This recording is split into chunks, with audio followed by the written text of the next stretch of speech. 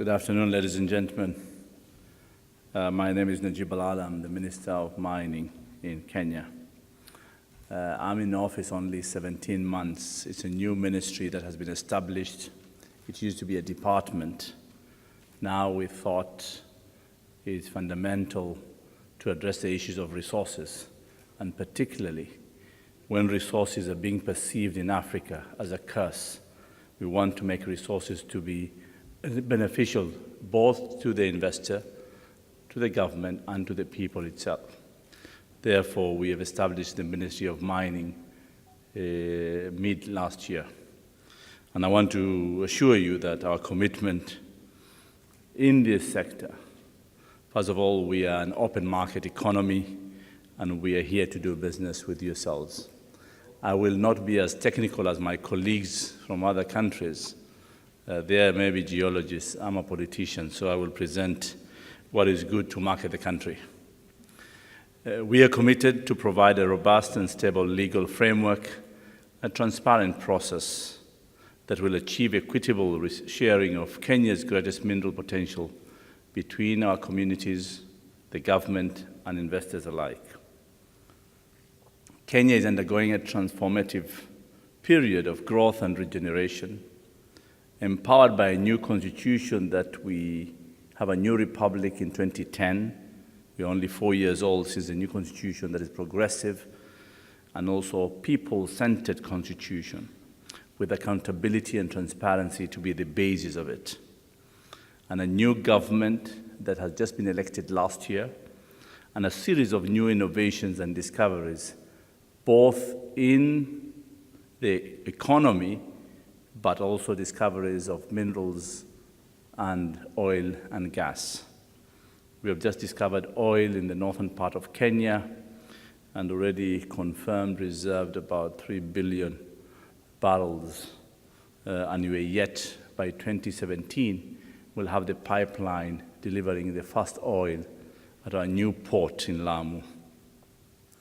The extractive industry promises to be significant contributors in this GDP, as we have seen that so far, and I want to brag a bit here, Kenya is among the very few countries in Africa that does not depend on foreign budgetary support. 97% of our budget, government budget, is funded through taxes and not from foreign support. So that is very important. We collect our own taxes, we utilize them well, and we are accountable for them. The financial sector in Nairobi is among the best. We only compete with South Africa and Nigeria, and because their economies are bigger than ours. The Nairobi Stock Exchange is booming with an index up to nearly 45% to date. Mobile and ICT is a key driver in this growth of our economy. We have a young population. 70% of our population are under 35 years of age, highly educated, and highly entrepreneurial. We know that industrialization and support for industries and businesses will require energy. Currently, we are producing about 2,000 megawatts of electricity. By 2015, it will be 2,500 megawatts. By 2030, by 2018, we want to double to 5,000 megawatts, and by 2030, 15,000 megawatts. Only this week, or last week, we launched the first geothermal energy generation in the country and in the history of Africa. We have a blueprint which is called the Kenya Vision 2030 and a medium-term plan now recognize the mining sector. And it recognizes the mining sector as the 7th pillar of the economic sector. The ministry now is dedicated only for mining. We have a separate ministry for energy and petroleum. And the development of Kenyan mining sector has a potential to significantly contribute to the country's GDP. Currently, we are only under 1%. And very soon, and we hope in the next 5 years, we can increase that, hopefully to 3%. So those are the things we are fighting hard, and we make it happen.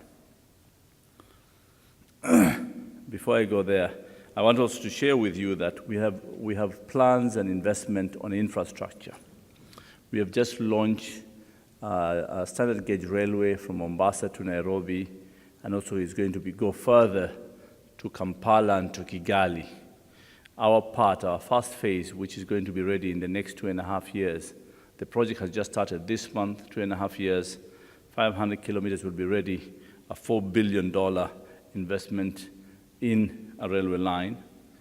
Then a new port in Mombasa. We have just started the construction of 3 berths in Lamu, an expansion of Mombasa, the existing port, 3 new ports, berth 19, 20, 21, which is now ongoing. 19 is ready, 2021 is under construction. As well as we have invested heavily in education for our children and our population. We have introduced a free primary education. We have subsidized to secondary education, and we have increased in this year's budget, that budget by 30% of what was there before.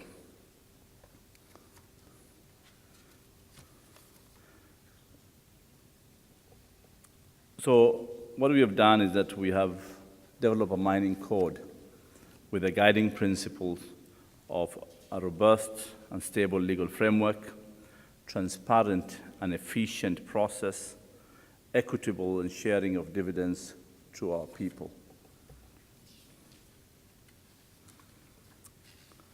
The last mining code was done in 1940 during the British time. And as I'm talking now, Parliament's session is on in Nairobi, and the mining code is being discussed.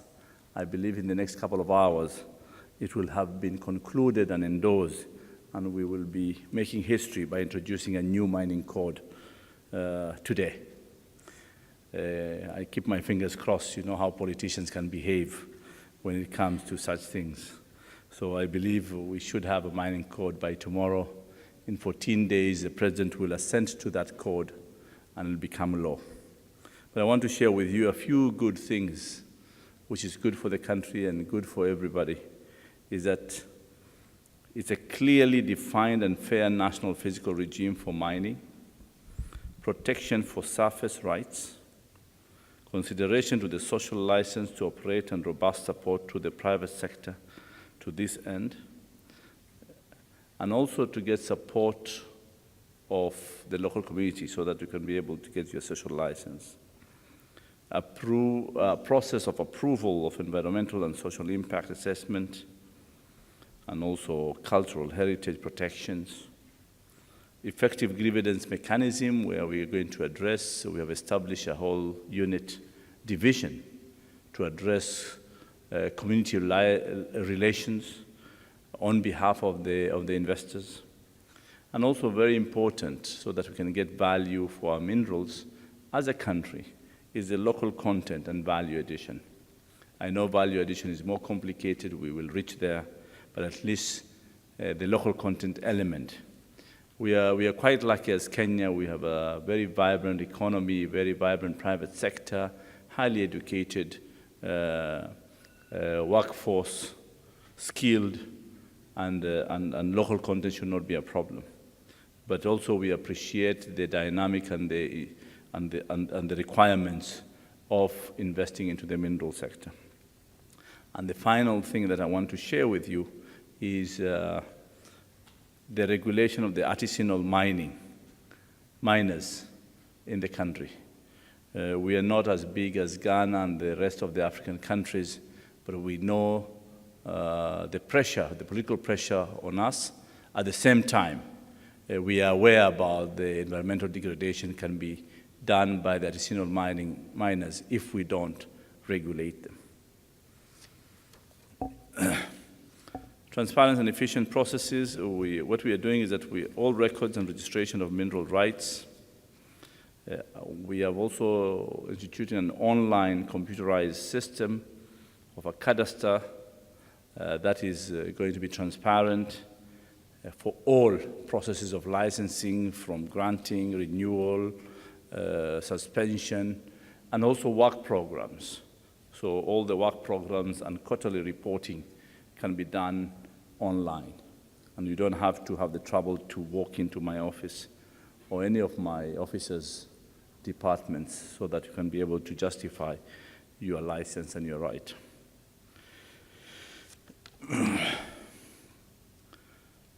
Government participation is critical in the mining code. I think it's a new trend in Africa. We have put our position as 10% free carry interest, and that is what we thought is important. This is important because you have government to hold your hand whenever you have a problem.